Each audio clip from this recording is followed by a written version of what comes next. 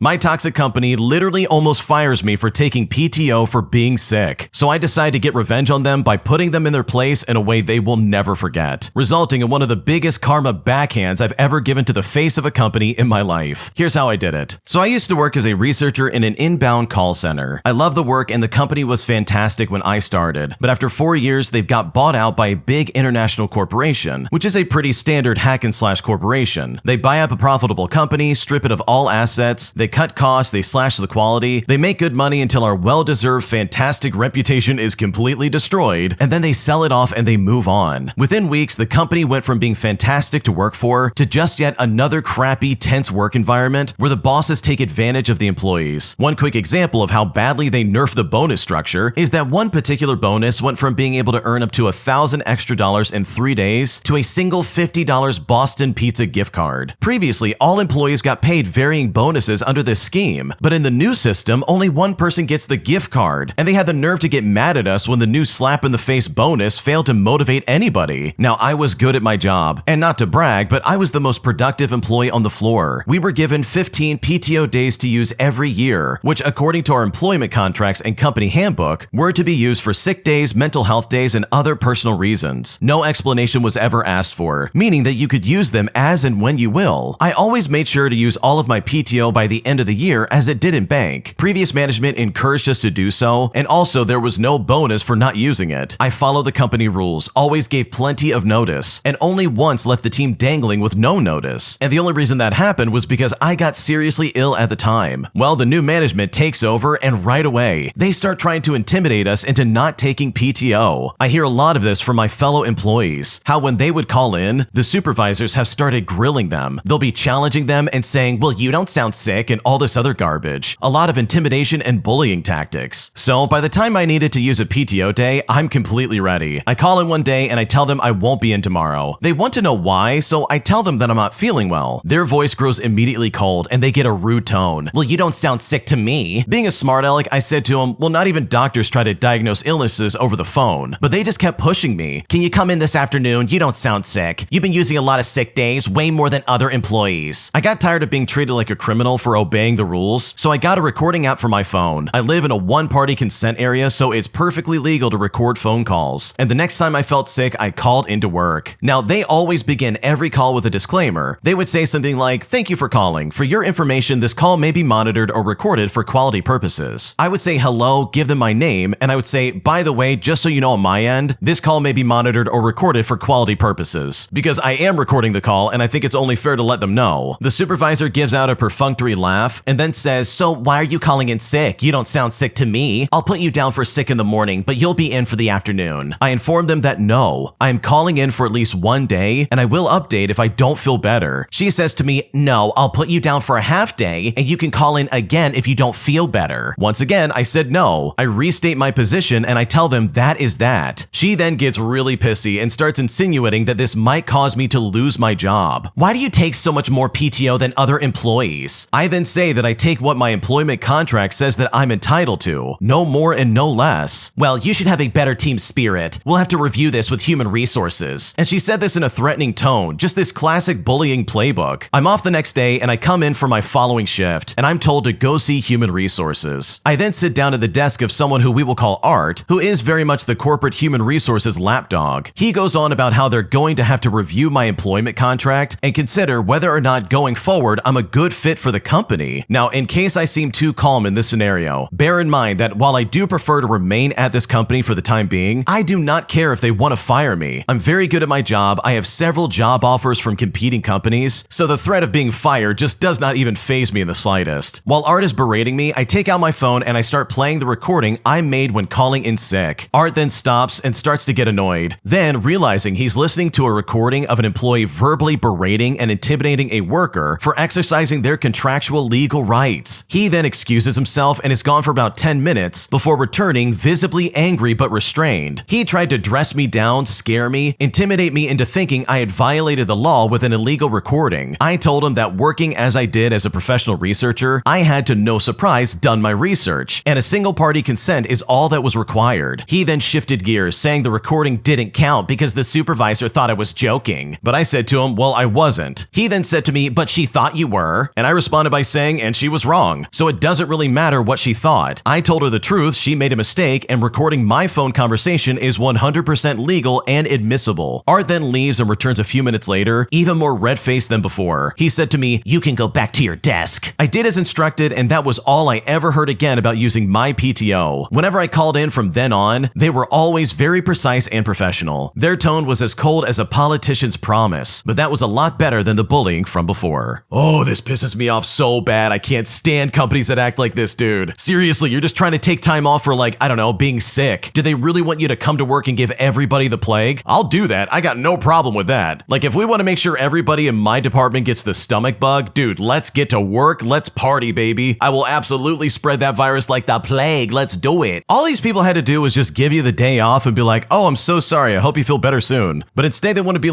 antagonistic about it. This doesn't make any sense, dude. Why would they want sick people at work? If I was a manager, I'd be like, "Dude, stay away from me. Don't come back until you're better. PTO or not, I'm not dealing with that. No, thank you." So I really love the way you handle this, and I love the way that you put them in their place, because their tune changed very quickly, and that honestly should have been the way they've been talking to you from the beginning. If you like Am I the Jerk, you're probably going to love Am I the Genius. Check it out, link down below in the description. Also, go to amithejerk.com/submit if you would like to submit your own stories. My dad demands that I help pay for his new car despite the fact that I can never borrow it from him, expecting me to pay for something that I literally don't have the privilege of using. And now, after I've said no, he's basically guilt-tripping me by saying, "Well, family helps family," making me feel like the bad guy for saying that I can't help him out. Here's what's going on. Okay, for a bit of backstory, I'm a 20-year-old female and I've always had a strained relationship with my dad. He's always had high expectations of me and has never really been there when I've needed help. A few months ago, he bought himself a new car. It's a nice car, definitely not something I would expect from him considering his finances, but he's always had an expensive taste. Recently, he started talking about how he could use a little extra money to help with the car payments. At first, I thought he was just venting, but then he came straight out and asked me to help him pay for it. I was really taken aback, especially considering that I can't even borrow his car when I need it. I've asked him multiple times if I could use it for errands or a short trip, but he always said no, telling me it's too valuable and that he doesn't trust me with it. So when he asked me for money for the car, I was really thrown off. So I told him that I wasn't in a position to help with that, especially since I don't even get the benefit of using the car. Well, his response was to act all hurt. He said to me, "Family helps family," and that I should be more supportive. It made me feel like I was the one being unreasonable for not wanting to pay for his new car when I can't even use it. Now he's been distant with me, and it's been really bothering me. So I'm just wondering, am I overreacting for feeling upset and refusing to pay for something I can't even benefit from? It just feels like he wants me to pay for his luxury while I'm left with nothing in return. What should I do? Oh man, your dad has